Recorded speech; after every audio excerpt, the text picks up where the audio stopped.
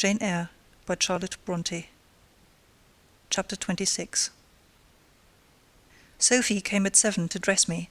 She was very long indeed in accomplishing her task, so long that Mr. Rochester, grown, I suppose, impatient of my delay, sent up to ask why I did not come. She was just fastening my veil, the plain square of blonde after all, to my hair with a brooch. I hurried from under her hands as soon as I could. "Stop," she cried in French. "Look at yourself in the mirror. You have not taken one peep." So I turned at the door. I saw a robed and veiled figure, so unlike my usual self that it seemed almost like the image of a stranger. "Jane!" called a voice, and I hastened down. I was received at the foot of the stairs by Mr. Rochester. "Lingerer," he said, "my brain is on fire with impatience, and you tarry so long." He took me into the dining-room, surveyed me keenly all over, pronounced me fair as a lily, and not only the pride of his life, but the desire of his eyes; and then telling me he would give me but 10 minutes to eat some breakfast, he rang the bell. One of his lately hired servants, a footman, answered it. "Is John getting the carriage ready?" "Yes, sir." "Is the luggage brought down?" "They are bringing it down, sir." "Go you to the church. See if Mr. Wood, the clergyman, and the clerk are there. Return and tell me." The church, as the reader knows, was but just beyond the gates. The footman soon returned. "Mr. Wood is in the vestry, sir, putting on his surplice." "And the carriage?" "The horses are harnessing." "We shall not want it to go to church, but it must be ready the moment we return, all the boxes and luggage arranged and strapped on, and the coachman in his seat." "Yes, sir. Jane, are you ready?" I rose. There were no groomsmen, no bridesmaids, no relatives to wait for or marshal, none but Mr. Rochester and I. Mrs. Fairfax stood in the hall as we passed. I would fain have spoken to her, but my hand was held by a grasp of iron. I was hurried along by a stride I could hardly follow, and to look at Mr. Rochester's face was to feel that not a second of delay would be tolerated for any purpose. I wonder what other bridegroom ever looked as he did, so bent up to a purpose, so grimly resolute, or who under such steadfast brows ever revealed such flaming and flashing eyes. I know not whether the day was fair or foul. In descending the drive, I gazed neither on sky nor earth. My heart was with my eyes, and both seemed migrated into Mr. Rochester's frame.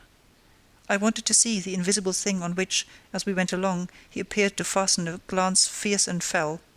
I wanted to feel the thoughts whose force he seemed breasting and resisting. At the churchyard wicket he stopped. He discovered I was quite out of breath. "Am I cruel in my love?" he said. "Delay an instant. Lean on me, Jane." And now I can recall the picture of the grey old house of God rising calm before me, of a rook wheeling round the steeple, of a ruddy morning sky beyond. I remember something, too, of the green grave mounds, and have not forgotten, either, 2 figures of strangers, straying amongst the low hillocks and reading the mementos graven on the few mossy headstones. I noticed them because, as they saw us, they passed round to the back of the church, and I doubt not they were going to enter by the side aisle door and witness the ceremony. By Mr. Rochester they were not observed. He was earnestly looking at my face, from which the blood had, I dare say, momentarily fled, for I felt my forehead dewy and my cheeks and lips cold. When I rallied, which I soon did, he walked gently with me up the path to the porch. We entered the quiet and humble temple. The priest waited in his white surplice at the lowly altar, the clerk beside him. All was still. 2 shadows only moved in a remote corner. My conjecture had been correct. The strangers had slipped in before us, and they now stood by the vault of the Rochesters, their backs towards us, viewing through the rails the old time-stained marble tomb, where a kneeling angel guarded the remains of Damer de Rochester, slain at Marston Moor at the time of the civil wars, and of Elizabeth, his wife. Our place was taken at the communion rails. Hearing a cautious step behind me, I glanced over my shoulder. One of the strangers, a gentleman evidently, was advancing up the chancel. The service began. The explanation of the intent of matrimony was gone through, and then the clergyman came a step further forward, and bending slightly towards Mr. Rochester, went on. "I require and charge you both, as ye will answer at the dreadful day of judgment, when the secrets of all hearts shall be disclosed, that if either of you know any impediment why ye may not lawfully be joined together in matrimony, ye do now confess it, for be ye well assured that so many as are coupled together otherwise than God's word doth allow are not joined together by God, neither is their matrimony lawful. He paused, as the custom is. When is the pause after that sentence ever broken by reply? Not, perhaps, once in 100 years. Who had not lifted his eyes from his book, and had held his breath but for a moment, was proceeding.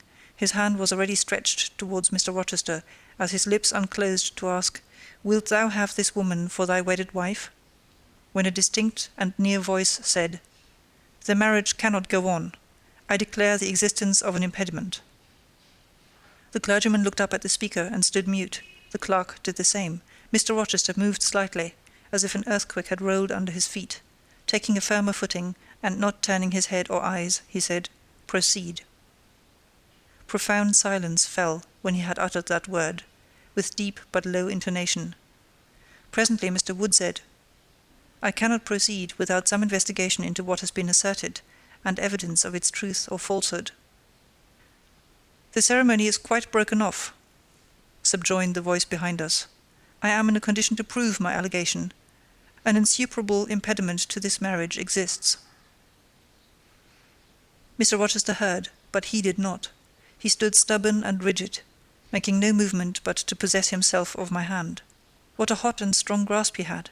And how like quarried marble was his pale, firm, massive front at this moment! How his eyes shone, still watchful and yet wild beneath! Mr. Wood seemed at a loss. "What is the nature of the impediment?" he asked. "Perhaps it may be got over, explained away?" "Hardly," was the answer. "I have called it insuperable, and I speak advisedly." The speaker came forward and leaned on the rails. He continued, uttering each word distinctly, calmly, steadily, but not loudly. "It simply consists in the existence of a previous marriage. Mr. Rochester has a wife, now living." My nerves vibrated to those low-spoken words as they had never vibrated to thunder. My blood felt their subtle violence as it had never felt frost or fire, but I was collected, and in no danger of swooning. I looked at Mr. Rochester, I made him look at me. His whole face was colourless rock, his eye was both spark and flint. He disavowed nothing. It seemed as if he would defy all things. Without speaking, without smiling, without seeming to recognize in me a human being, he only twined my waist with his arm, and riveted me to his side. "Who are you?" he asked of the intruder. "My name is Briggs, a solicitor of Street, London." "And you would thrust on me a wife?" "I would remind you of your lady's existence, sir, which the law recognizes, if you do not." "Favour me with an account of her, with her name, her parentage, her place of abode." "Certainly." Mr. Briggs calmly took a paper from his pocket, and read out in a sort of official nasal voice. "I affirm and can prove that on the 20th of October A.D., a date of 15 years back, Edward Fairfax Rochester, of Thornfield Hall, in the county of, and of Ferndean Manor, in shire, England, was married to my sister, Bertha Antoinetta Mason, daughter of Jonas Mason, merchant, and of Antoinetta, his wife, a Creole, at church, Spanish Town, Jamaica. The record of the marriage will be found in the register of that church. A copy of it is now in my possession. Signed, Richard Mason. That, if a genuine document, may prove I have been married, but it does not prove that the woman mentioned therein as my wife is still living." "She was living 3 months ago," returned the lawyer. "How do you know?" "I have a witness to the fact, whose testimony even you, sir, will scarcely controvert." "Produce him, or go to hell." "I will produce him first. He is on the spot. Mr. Mason, have the goodness to step forward." Mr. Rochester, on hearing the name, set his teeth. He experienced, too, a sort of strong convulsive quiver. Near to him as I was, I felt a spasmodic movement of fury or despair run through his frame. The second stranger, who had hitherto lingered in the background, now drew near. A pale face looked over the solicitor's shoulder. Yes, it was Mason himself. Mr. Rochester turned and glared at him. His eye, as I have often said, was a black eye. It had now a tawny, nay, a bloody light in its gloom, and his face flushed, olive cheek and hueless forehead received a glow as from spreading, ascending heart-fire, and he stirred, lifted his strong arm. He could have struck Mason, dashed him on the church floor, shocked by ruthless blow the breath from his body. But Mason shrank away, and cried faintly, "Good God!" Contempt fell cool on Mr. Rochester. His passion died, as if a blight had shrivelled it up. He only asked, "What have you to say?" An inaudible reply escaped Mason's white lips. "The devil is in it if you cannot answer distinctly. I again demand, what have you to say?" "Sir, sir," interrupted the clergyman, "do not forget you are in a sacred place." Then, addressing Mason, he inquired gently, "Are you aware, sir, whether or not this gentleman's wife is still living?" "Courage," urged the lawyer. "Speak out." "She is now living at Thornfield Hall," said Mason in more articulate tones. "I saw her there last April. I am her brother." "At Thornfield Hall!" ejaculated the clergyman. "Impossible! I am an old resident in this neighbourhood, sir, and I never heard of a Mrs. Rochester at Thornfield Hall." I saw a grim smile contort Mr. Rochester's lips, and he muttered, "No, by God! I took care that none should hear of it, or of her, under that name." He mused. For 10 minutes he held counsel with himself. He formed his resolve, and announced it. "Enough! All shalt bolt out at once, like the bullet from the barrel. Wood, close your book, and take off your surplice. John Green," to the clerk, "leave the church. There will be no wedding today." The man obeyed. Mr. Rochester continued, hardily and recklessly, "Bigamy is an ugly word. I meant, however, to be a bigamist, but fate has outmanoeuvred me, or Providence has checked me, perhaps the last. I am little better than a devil at this moment, and as my pastor there would tell me, deserve no doubt the sternest judgments of God, even to the quenchless fire and deathless worm. Gentlemen, my plan is broken up. What this lawyer and his client say is true. I have been married, and the woman to whom I was married lives. You say you never heard of a Mrs. Rochester at the house up yonder, Wood. But I dare say you have many a time inclined your ear to gossip about the mysterious lunatic kept there under watch and ward. Some have whispered to you that she is my bastard half-sister, some my cast-off mistress. I now inform you that she is my wife, whom I married 15 years ago, Bertha Mason by name, sister of this resolute personage, who is now with his quivering limbs and white cheeks, showing you what a stout heart men can bear. Cheer up, Dick, never fear me. I'd almost as soon strike a woman as you. Bertha Mason is mad, and she came of a mad family, idiots and maniacs through 3 generations. Her mother, a Creole, was both a mad woman and a drunkard, as I found out after I had wed the daughter, for they were silent on family secrets before. Bertha, like a dutiful child, copied her parent in both points. I had a charming partner, pure, wise, modest. You can fancy I was a happy man. I went through rich scenes. Oh, my experience has been heavenly, if you only knew it. But I owe you no further explanation. Briggs, Wood, Mason, I invite you all to come up to the house and visit Mrs. Poole's patient and my wife. You shall see what sort of a being I was cheated into espousing, and judge whether or not I had a right to break the compact, and seek sympathy with something at least human. This girl," looking at me, "knew no more than you would of the disgusting secret. She thought all was fair and legal, and never dreamt she was going to be entrapped into a feigned union with a defrauded wretch, already bound to a bad, mad, and embruted partner. Come, all of you, follow." Still holding me fast, he left the church. The 3 gentlemen came after. At the front door of the hall we found the carriage. "Take it back to the coach-house, John," said Mr. Rochester coolly. "It will not be wanted today." At our entrance, Mrs. Fairfax, Adele, Sophie, Lee, advanced to meet and greet us. "To the right about, every soul!" cried the master. "Away with your congratulations. Who wants them? Not I. They are 15 years too late." He passed on and ascended the stairs, still holding my hand, and still beckoning the gentlemen to follow him, which they did. We mounted the first staircase, passed up the gallery, proceeded to the third story. The low black door, opened by Mr. Rochester's master key, admitted us to the tapestried room, with its great bed and its pictorial cabinet. "You know this place, Mason," said our guide. "She bit and stabbed you here." He lifted the hangings from the wall, uncovering the second door. This too he opened. In a room without a window there burnt a fire guarded by a high and strong fender, and a lamp suspended from the ceiling by a chain. Grace Poole bent over the fire, apparently cooking something in a saucepan. In the deep shade, at the farther end of the room, a figure ran backwards and forwards. What it was, whether beast or human being, one could not at first sight tell. It grovelled, seemingly on all fours, it snatched and growled like some strange wild animal, but it was covered with clothing, and a quantity of dark grizzled hair, wild as a mane, hid its head and face. "Good morrow, Mrs. Poole," said Mr. Rochester. "How are you, and how is your charge to-day?"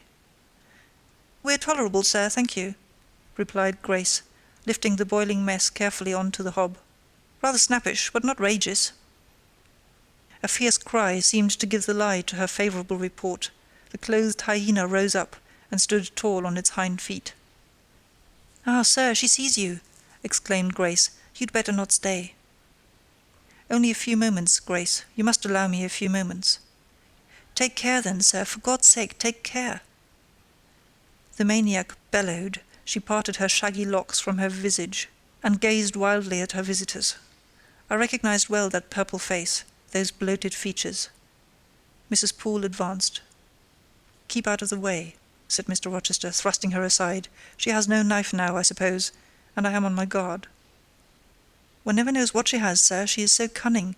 It is not in mortal discretion to fathom her craft."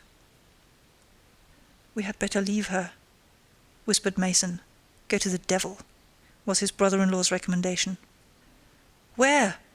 cried Grace. The three gentlemen retreated simultaneously. Mr. Rochester flung me behind him. The lunatic sprang and grappled his throat viciously, and laid her teeth to his cheek. They struggled. She was a big woman, in stature almost equalling her husband, and corpulent besides. She showed virile force in the contest. More than once she almost throttled him, athletic as he was. He could have settled her with a well-planted blow, but he would not strike. He would only wrestle. At last he mastered her arms. Grace Poole gave him a cord, and he pinioned them behind her.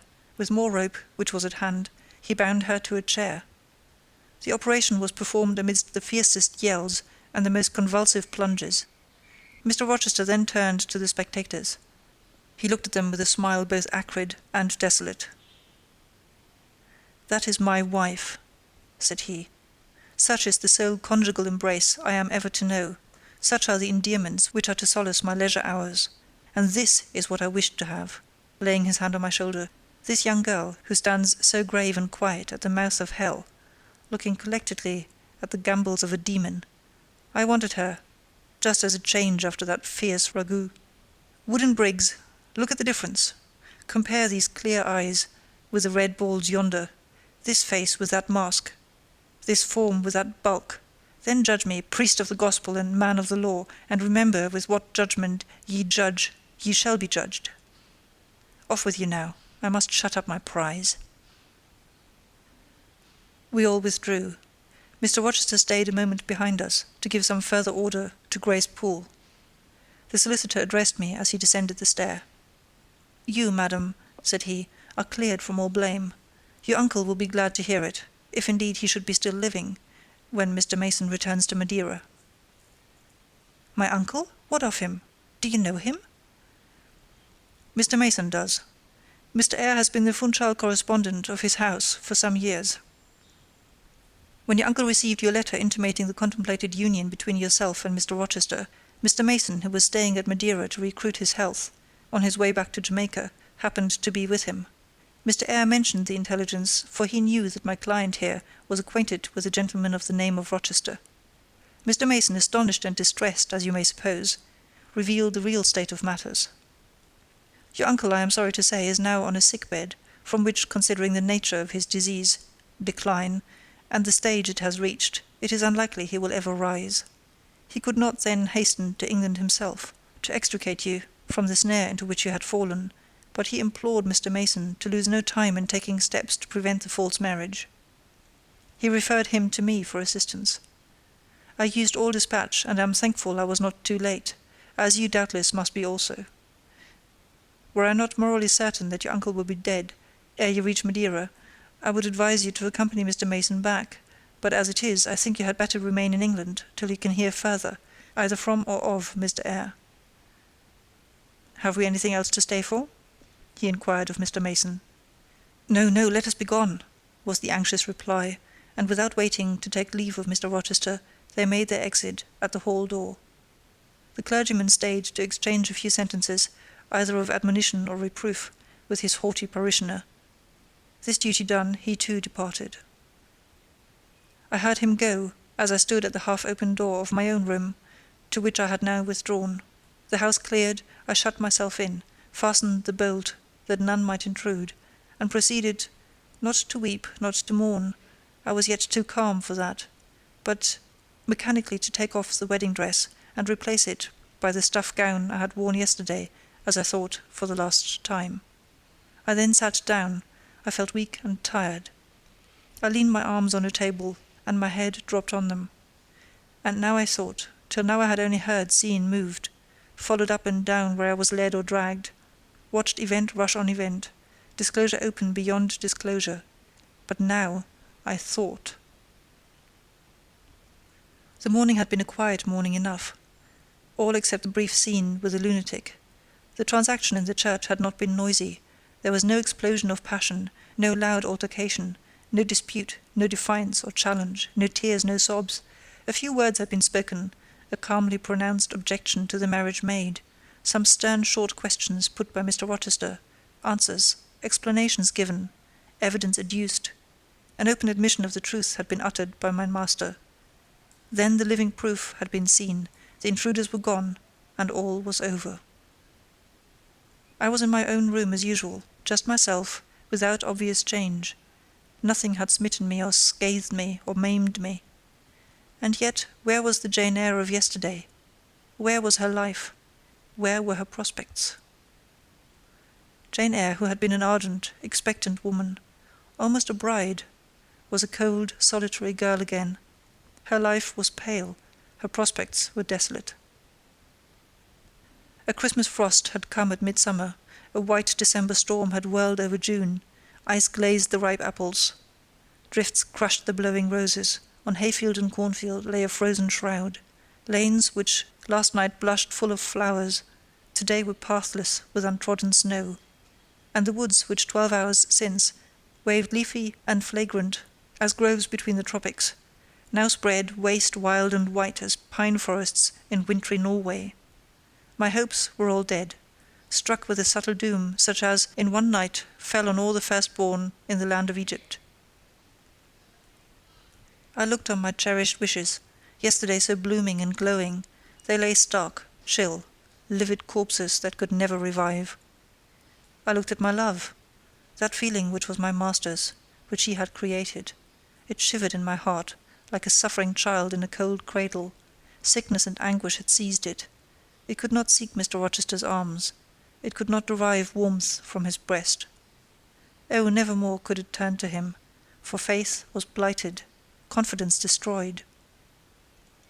Mr. Rochester was not to me what he had been, for he was not what I had thought him.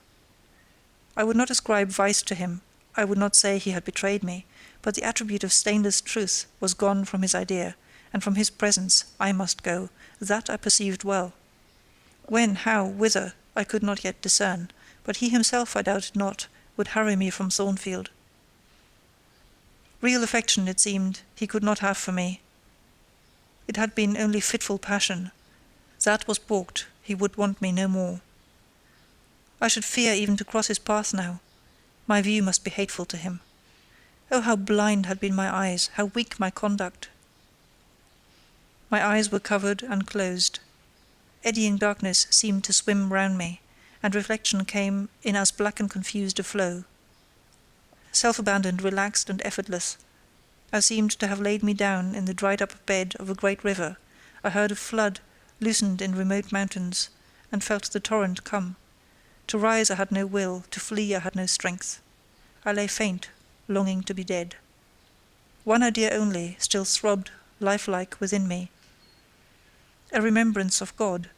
It begot an unuttered prayer. Those words went wandering up and down in my rayless mind, as something that should be whispered, but no energy was found to express them. Be not far from me, for trouble is near, there is none to help. It was near, and as I had lifted no petition to heaven to avert it, as I had neither joined my hands, nor bent my knees, nor moved my lips, it came. In full heavy swing the torrent poured over me. The whole consciousness of my life lorn, my love lost, my hope quenched, my faith death struck, swayed full and mighty above me in one sullen mass. That bitter hour cannot be described. In truth, the waters came into my soul. I sank in deep mire. I felt no standing. I came into deep waters. The floods overflowed me. End of chapter 26. Read by Gesine in April 2007.